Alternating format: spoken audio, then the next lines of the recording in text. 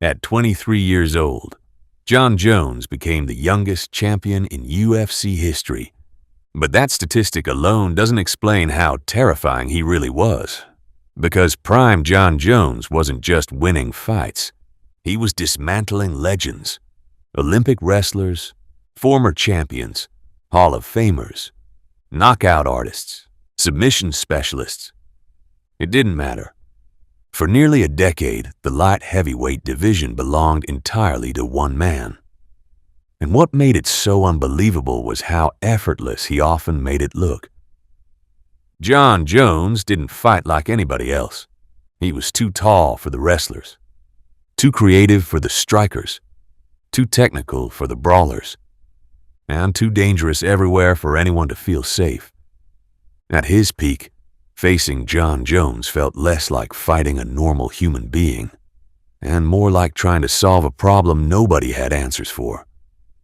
In this video, we'll talk about how good PRIME Jon Jones really was, how a skinny kid from New York became the most dominant fighter in MMA, why his style completely changed what was possible inside the Octagon, how he destroyed an entire generation of legends, and why many people still consider PRIME Jon Jones the greatest fighter the sport has ever seen.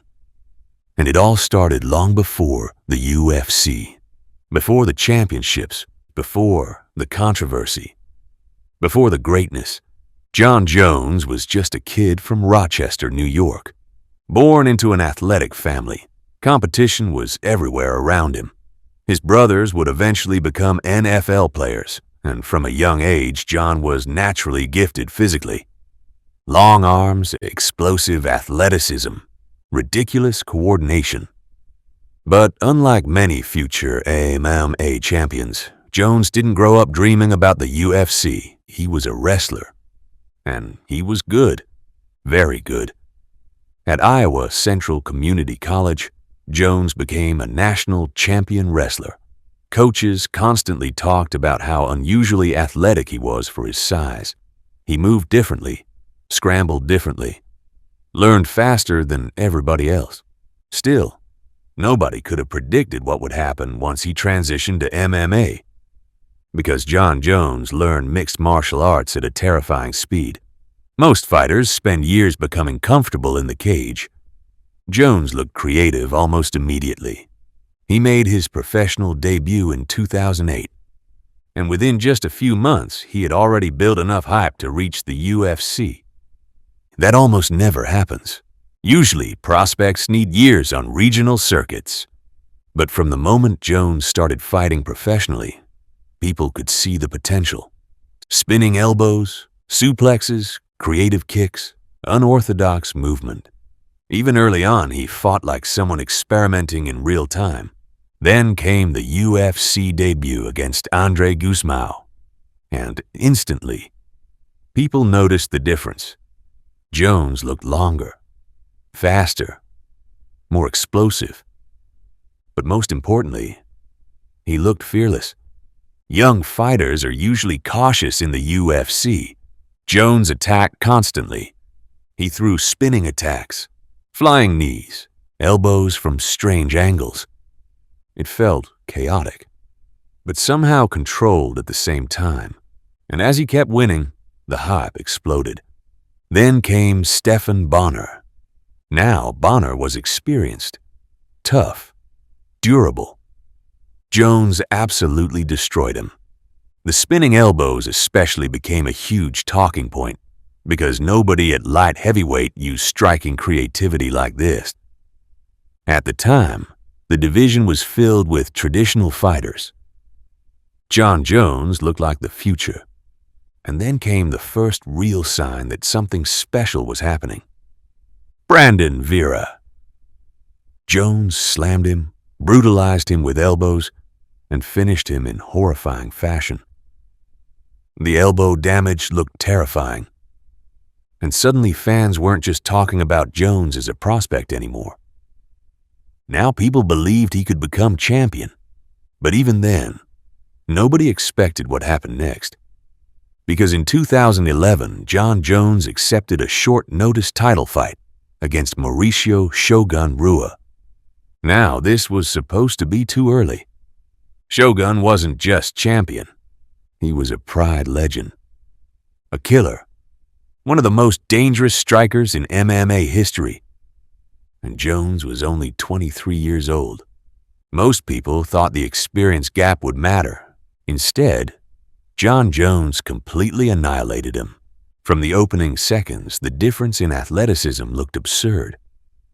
Jones landed kicks from impossible range, took Shogun down effortlessly, smashed him in the clinch.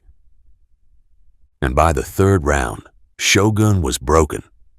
The finish was brutal. When Shogun collapsed to his knees after body shots, it felt symbolic. The old era was over, and Jon Jones became the youngest champion in UFC history. But the scary part, that was only the beginning. Because after winning the belt, Jones didn't slow down. He started running through legends one after another. Rampage Jackson, Lyoto Machida, Rashad Evans, Vitor Belfort, Chael Sonnen, Alexander Gustafsson, Daniel Cormier. One by one, elite fighters entered the cage believing they had the answer. One by one, they failed. And stylistically, Jones was becoming a nightmare. At 6'4" with an 84.5-inch reach, he already had ridiculous physical tools. But what made Prime Jones truly terrifying was how intelligently he used them. He weaponized distance better than almost anyone in MMA history. Oblique kicks, long jabs, teep kicks, elbows in clinches.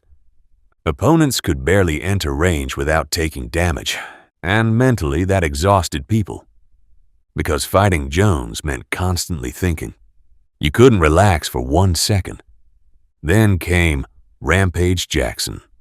Now, Rampage was one of the scariest knockout artists ever. Strong wrestling, huge power, iron chin. Jones submitted him. Not only did he outstrike Rampage, he outgrappled him too. That became a recurring theme during his prime. Jones didn't just beat people at their weaknesses. He beat them at their strengths. Against wrestlers, he wrestled. Against strikers, he kickboxed. Against grapplers, he controlled the ground. And perhaps the best example of this was Lyoto Machida. At the time, Machida's karate style was incredibly difficult to solve. His movement and counter-striking confused almost everybody. For a while, Machida even gave Jones problems. Then Jones adjusted, and the finish became one of the coldest moments in UFC history. A standing guillotine choke. Machida went unconscious instantly and dropped face first onto the canvas while Jones casually walked away. That image became iconic because it perfectly represented Prime Jon Jones. Creative, clinical, terrifying. But then came the first real challenge of his championship reign. Alexander Gustafsson.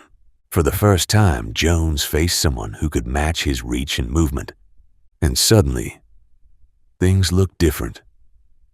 Gustafsson boxed with him effectively, defended takedowns, landed combinations. Jones was bleeding, exhausted, hurt, and for the first time in years, people saw him vulnerable. But what made the performance legendary wasn't perfection. It was adaptation. In championship rounds, Jones adjusted and came back stronger. By the 4th and 5th rounds, he regained control and ultimately won one of the greatest fights in UFC history.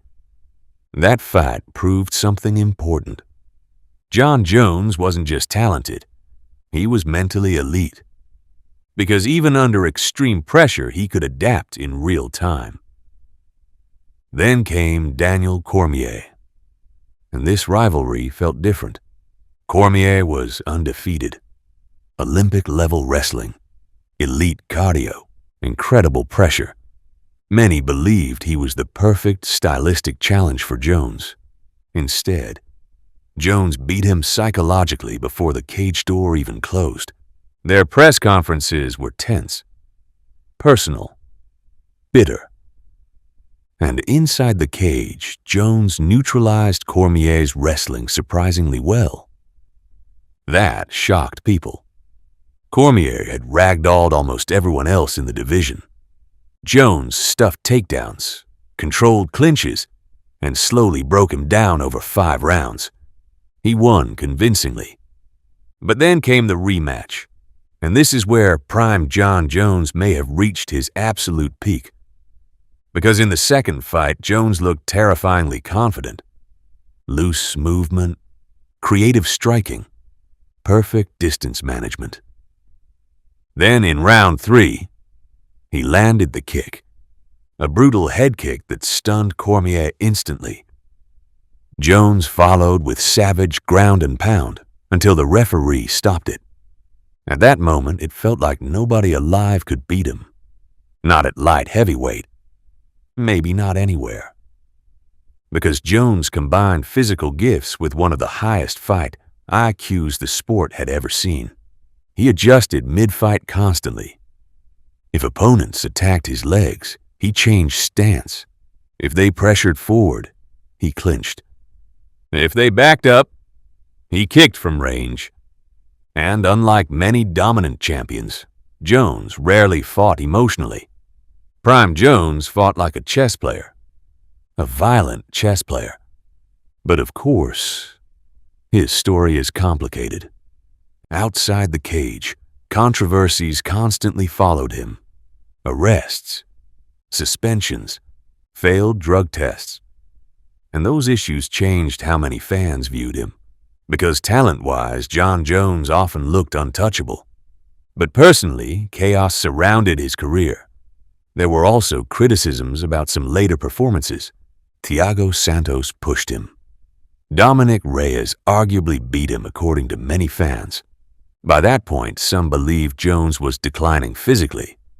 But when people talk about PRIME Jon Jones, they usually mean the version between roughly 2011 and 2017. And that version was horrifying. During that stretch, Jones defeated multiple champions and future Hall of Famers. He dominated one of the greatest divisions in MMA history. And he did it while constantly evolving. What made him special wasn't just winning. It was the feeling he created. Before most Jon Jones fights, fans genuinely struggled to imagine how opponents could beat him. He was longer, smarter, more creative, more adaptable. And psychologically, he overwhelmed people. Many opponents looked defeated before the fight even started. Because against PRIME Jon Jones, one mistake could change everything instantly. An elbow, a trip, a spinning attack, a submission. You had to be perfect for 25 minutes. He only needed one moment.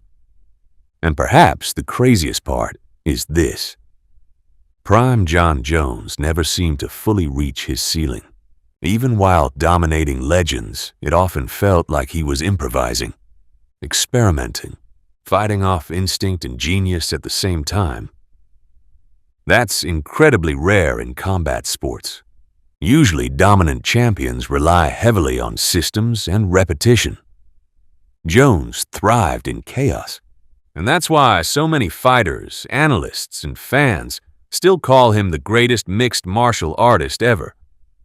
Not necessarily because he was the most disciplined, or the cleanest athlete, or even the most beloved, but because at his absolute best, Jon Jones looked unbeatable. A fighter who could outstrike strikers, out-wrestle wrestlers, and outthink almost everybody.